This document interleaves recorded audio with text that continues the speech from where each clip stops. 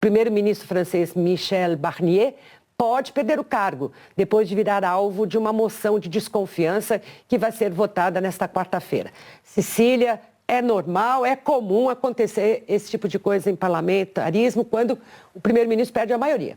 Portanto, é crise, mas não é abalo democrático, né? Como é que está a situação na França hoje? O que deve acontecer nessa votação?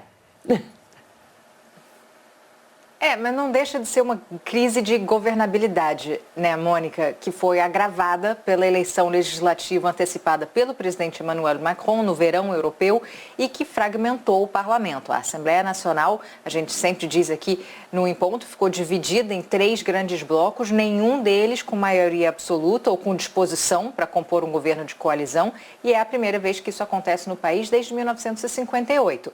Os deputados franceses devem votar ainda hoje a chamada moção de censura contra o primeiro-ministro Michel Barnier, apenas 2 meses depois que ele assumiu o cargo em setembro. A moção de censura é uma espécie de voto de desconfiança típica de regimes parlamentaristas, no qual os deputados votam se acham que o primeiro-ministro deve continuar ou não no poder. Já vimos isso muito aqui no Reino Unido nos últimos anos. A medida precisa de aprovação da maioria absoluta dos parlamentares.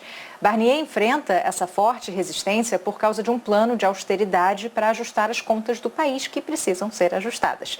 Ele invocou um dispositivo constitucional pouco usado para aprovar o orçamento do próximo ano sem a votação no parlamento, o que gerou a ira de políticos tanto da esquerda como da extrema-direita. Esse mesmo mecanismo foi usado por Emmanuel Macron em 2023 para impor aquela impopular reforma da Previdência. O objetivo do governo é enfrentar o déficit fiscal da França, que cresceu nos últimos anos.